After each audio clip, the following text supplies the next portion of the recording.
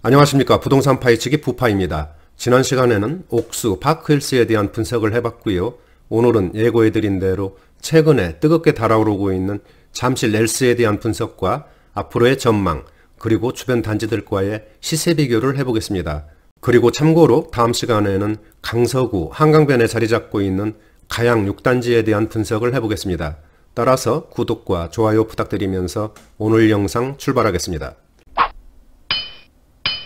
그럼 먼저 잠실 렐스에 대한 위치부터 알아보겠습니다. 바로 여기가 2호선 잠실 세내역이 되겠고요. 오른쪽은 잠실역, 왼쪽은 2호선과 9호선이 지나는 종합운동장역이 되겠습니다. 잠실 렐스는 바로 여기에 이렇게 위치를 하고 있습니다. 따라서 잠실 세내역과 종합운동장역을 쉽게 접근할 수 있는 그런 더블 역세권인데요. 동에 따라서는 잠실 세내역을 도보로 1, 2분이면 접근할 수 있는 초역세권 그런 단지라고 보시면 되겠습니다. 또한 잠실 렐스는 단지 내에 잠일초등학교, 신천중학교, 잠일고등학교가 위치를 하고 있어서 초등학교, 중학교, 고등학교까지 모두 품고 있는 그런 학세권 단지라고 보시면 되고요. 따라서 학생들이 있는 가정에서 거주하기가 아주 편리하고 선호하는 그런 단지라고 보시면 되겠습니다. 항공사진으로 한번 보실까요? 바로 여기가 잠실 렐스가 되겠습니다. 여기가 2호선 잠실 세내역이고요. 왼쪽은 종합운동장역이 되겠습니다. 그리고 바로 옆에는 잠실 리센치와 주공 5단지가 자리를 잡고 있고요. 길 건너편에는 트리지움과 레이크 팰리스가 위치를 하고 있습니다. 또한 한강변에 위치를 하고 있어서 산책이라든지 운동하기에 아주 편리한 그런 단지라고 보시면 되고요. 일부 동에 따라서는 한강 조망도 가능한 그런 위치라고 보시면 되겠습니다. 또한 잠실 렐스 바로 옆에는 종합운동장, 그리고 오른쪽에는 석촌호수, 올림픽공원 등이 자리를 잡고 있어서 환경적으로도 아주 쾌적한 그런 단지라고 보시면 되겠습니다. 다음은 잠실 렐스에 대한 일반 현황을 알아보겠습니다. 준공연월은 지난 2008년 9월이 되겠습니다. 따라서 현재 12년 차로 들어간 준 신축이라고 보시면 되고요. 단지 규모는 총 72개 동에 5,678세대의 아주 대규모 단지라고 보시면 되겠습니다. 층수는 17층에서 34층, 평형은 25평에서 45평까지 3개 평형으로 구성이 됐고요. 용적률은 275%, 건폐율은 16%가 되겠습니다. 세대당 주차 대수는 1.35대, 난방은 지역난방과 열병합을 사용하고 있고요. 현관 구조는 모두 계단식으로 이루어졌습니다. 건설사는 삼성물산, 대림산업, 현대건설, 그리고 현대산업개발까지 4개 회사가 건축을 했습니다. 다음은 잠실 렐스에 대한 평형별 현황을 알아보겠습니다. 먼저 세대수인데요. 25평은 1150세대, 33평은 4042세대로 가장 많은 이런 세대수를 보여주고 있고요. 45평은 486세대로 이렇게 구성이 됐습니다. 따라서 전체적으로는 5678세대의 엄청난 단지 규모를 보여주고 있고요. 침실과 화장실을 보면은 25평과 33평은 침실 3개와 화장실 2개로 이렇게 배치가 됐고요. 45평은 침실 4개, 화장실 2개로 이렇게 구성이 됐습니다. 대략적인 평형별 재산세를 보면은 25평은 272만원, 33평은 361만원, 그리고 45평은 486만원 정도의 재산세가 부과되고 있는 것으로 나와 있습니다.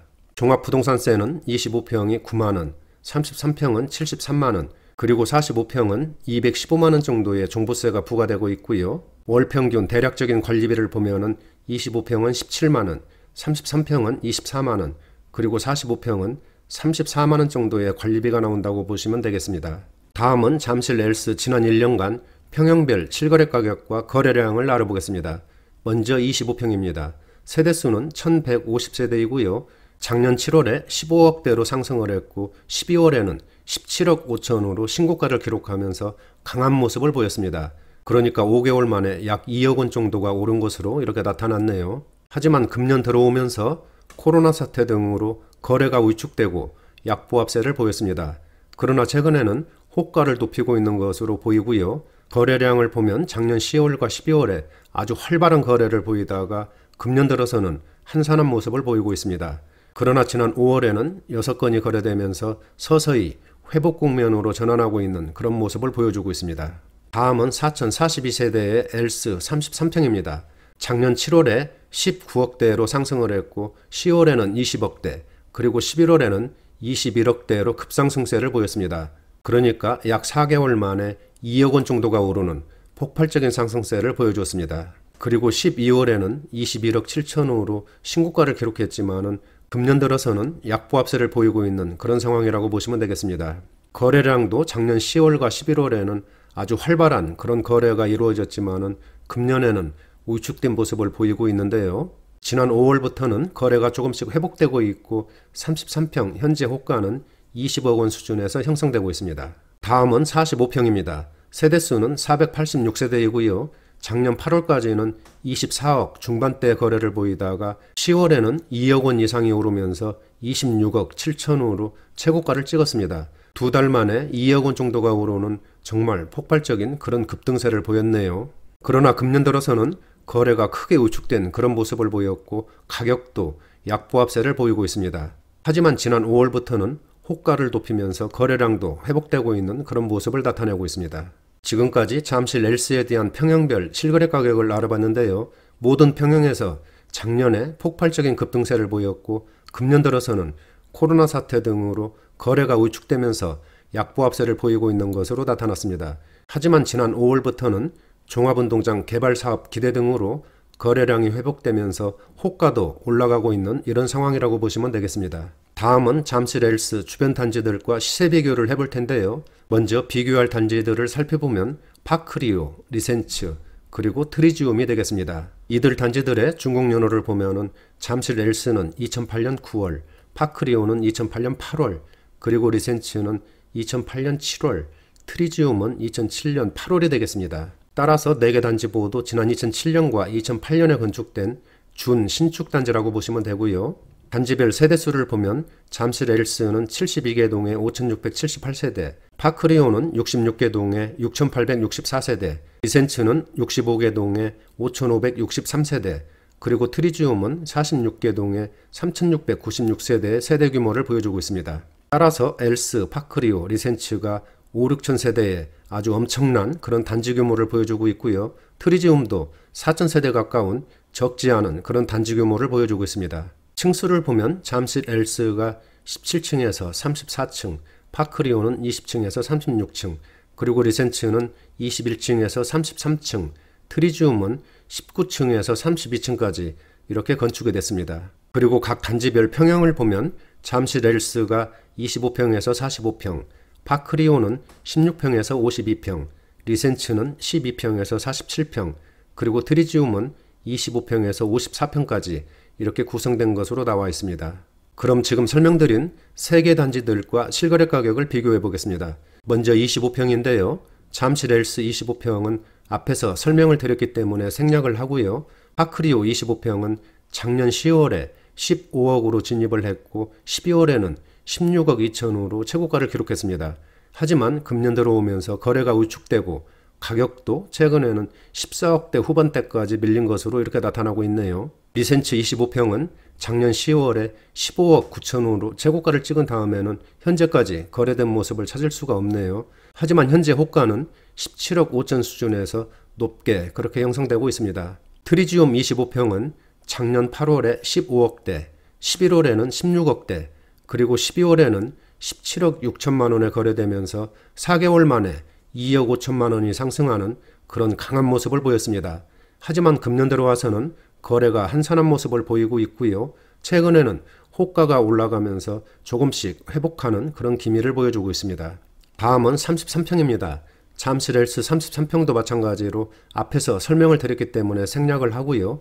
파크리오 33평은 작년 7월에 17억 원 진입에 성공을 했고 11월에는 18억으로 상승을 하면서 12월에 18억 7,500으로 신고가를 경신했습니다. 하지만 금년 들어서는 다른 단지들과 마찬가지로 거래가 위축되면서 가격도 약보합세를 보인 것으로 나타나고 있습니다. 리센츠 33평은 작년 7월에 18억대, 8월에 19억대, 그리고 10월에는 20억대, 11월에 21억대 등 거의 매월 1억 원씩 상승하는 초급등세를 보였습니다. 그리고 금년 들어와서는 거래는 줄었지만 지난 4월에 22억으로 신고가를 경신하는 그런 강한 모습을 보였습니다. 트리지움 33평은 작년 7월에 17억대 진입을 했고요. 9월에는 18억대, 그리고 11월에는 19억대로 상승을 했고 12월에 19억 8천으로 최고가를 찍었습니다. 하지만 금년 들어와서는 거래가 줄면서 가격도 다소 하락한 그런 모습을 보이고 있습니다. 지금까지 잠실 L스를 포함한 주변 단지들의 실거래 가격을 알아봤는데요. 대부분 단지들이 작년에 급등세를 보였고 연말에 최고가를 기록한 것으로 나타났습니다. 금년 들어오면서 부동산 시장 위축으로 거래가 줄면서 가격도 약보합세를 나타내고 있는 상황인데요. 그러나 최근에는 거래가 다소 회복되면서 호가가 오르고 있는 이런 긍정적인 모습을 보이고 있습니다. 다음은 주요 평형별 평면도를 보시겠습니다. 먼저 25평 기본형인데요. 침실 3개와 화장실 2개로 이렇게 배치가 됐고요. 양쪽으로 발코니가 아주 넓게 이렇게 배치가 돼서 통풍도 잘 되는 그런 구조라고 보시면 되겠습니다. 오른쪽은 33평 기본형이 되겠습니다. 침실 3개와 화장실 2개로 이렇게 구성이 됐고요. 거실도 아주 넓게 이렇게 배치가 됐고 3베이 구조로 맞통풍도 잘 되는 그런 구조라고 보시면 되겠습니다. 다음은 33평의 다른 타입 구조를 한번 보실까요? 이 타입도 기본적으로 침실 3개와 화장실 2개로 이렇게 구성이 됐고요. 큰 방 옆으로 드레스룸도 마련을 했고 거실이 아주 크게 이렇게 배치가 돼서 시원한 모습을 주는 그런 배치도가 되겠습니다. 오른쪽은 45평 기본형이 되겠습니다. 침실 4개와 화장실 2개로 이렇게 구성이 됐고요. 거실과 주방도 아주 넓게 이렇게 배치된 모습을 볼 수가 있겠습니다. 그리고 포베이 구조로 이루어졌기 때문에 아주 시원하고 마통풍도 잘 되는 그런 구조라고 할 수가 있겠네요. 또한 이 아랫부분 발코니를 이용해서 거실과 침실을 확장시키면 아주 넓게 사용할 수 있는 그런 구조라고 보시면 되겠습니다. 전반적인 구조를 봤을 때 아주 반듯하고 군더더기 없이 공간 활용이 아주 잘 돼 있는 그런 구조라고 보시면 되겠습니다. 다음은 잠실 L스에 대한 입지 분석을 해보겠습니다. 앞에서 설명드린 것처럼 지난 2008년 9월에 준공해서 현재 12년 차로 들어간 준 신축 단지라고 보시면 되고요. 총 72개 동에 5,678세대의 어마어마한 단지 규모를 보여주고 있습니다. 세 번째는 학군인데요. L스 단지 내에 자밀초등학교, 신천중, 그리고 자밀고가 위치하고 있는 이런 학세권 단지라고 보시면 되고요. 따라서 학생들이 있는 가정에서 거주하기에 아주 편리하고 선호하는 그런 단지라고 보시면 되겠습니다. 학교 배정을 보면 잠실 전체 단지가 자밀초등학교와 신천중 배정이라고 하고요. 고등학교는 학군 내 배정이라고 하니까 이런 점은 참고를 해주시기 바랍니다. 네 번째는 강남, 광화문, 여의도 등 도심 업무지구를 쉽게 접근할 수 있는 그런 직주 근접의 입지고요. 다섯 번째로는 대형 쇼핑몰, 병원, 은행, 학원 등 주변 생활 인프라가 아주 발달되어 있기 때문에 생활하기에 아주 편리한 그런 단지라고 보시면 되겠습니다. 여섯 번째는 교통인데요. 먼저 전철을 보시면은 2호선 잠실 세내역과 9호선 종합운동장역 더블 역세권이라고 보시면 되고요. 동에 따라서는 잠실 세내역이 초역세권이고요. 또한 단지 주변에 다양한 버스 노선이 지나고 있고요. 올림픽대로, 강변북로, 잠실대교 등 진출입이 아주 편리한 그런 입지라고 보시면 되겠습니다. 일곱 번째는 단지 주변에 한강공원, 올림픽공원, 그리고 석천호수 등 녹지 공간이 아주 풍부해서 환경도 쾌적한 그런 단지라고 보시면 되겠습니다. 또한 단지 내에 울창하고 아름다운 조경도 잠실 L스의 장점이라고 보시면 되고요. 한강변에 위치하고 있어서 산책이라든지 운동하기에 아주 편리하고요. 또 동에 따라서는 한강 조망권을 누릴 수 있는 그런 입지라고 보시면 되겠습니다. 여덟 번째는 삼성동 종합운동장 개발 등 주변 개발에 따른 시너지와 수혜단지라고 보시면 되겠습니다. 마지막으로는 단지 전체가 평지로 이루어진 것도 잠실 L스의 장점이 아닌가 이렇게 생각을 해봅니다. 다음은 잠실 L스에 대한 전망을 해보겠습니다. 앞에서 설명드린 것처럼 잠실 L스는 준공한 지 12년차 구축이지만은 6,000세대 가까운 대규모 단지로 잠실 랜드마크라고 할 수 있겠습니다.